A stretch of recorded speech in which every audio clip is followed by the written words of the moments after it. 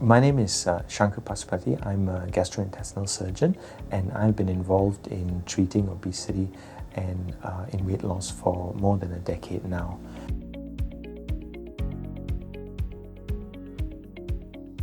Being overweight and obese is actually quite an important risk factor for a lot of modern diseases. And we call these modern diseases because they are chronic, debilitating illnesses such as diabetes, high blood pressure, high cholesterol levels, kidney issues, liver, fatty liver problems, obstructive sleep apnea, chronic swellings of the legs, and wear and tear of the joints.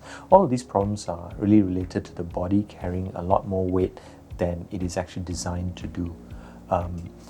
The other issue that often people forget is the psychological or psychosocial aspect of obesity.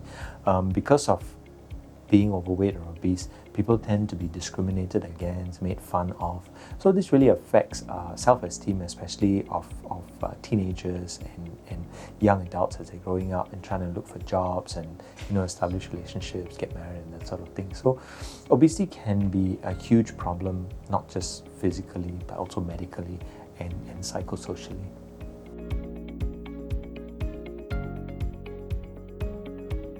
Pretty much the amount of body weight that we carry is determined by our genes.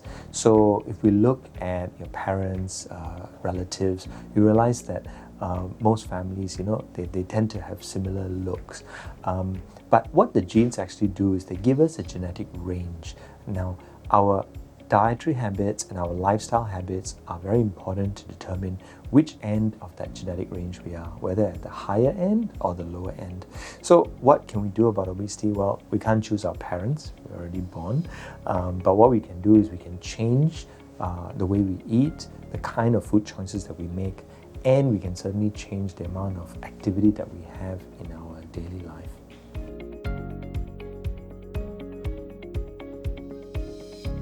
So what we try to do is not to jump in to do very radical treatments. We know that bariatric surgery is a way of doing procedures to reduce the stomach, to reduce the amount of food that is held by the stomach, and this can help people who are very, very obese to lose a lot of weight. Now, but obesity is a problem that affects all levels of society and all members of the population. So when we want to achieve a reduction in weight loss, but we don't want to be so aggressive about it, we want to look at ways that are not too invasive.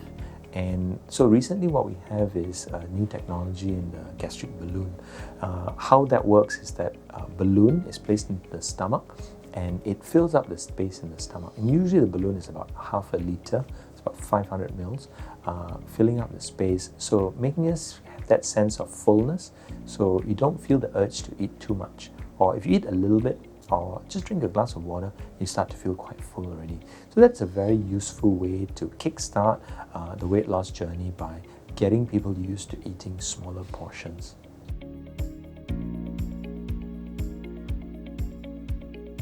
Interestingly, the balloon has been around for 1 or 2 decades already, but all this while, the balloon has to be placed in the stomach by putting a scope down, usually under anesthesia, and then the balloon is placed in the stomach and then it's inflated.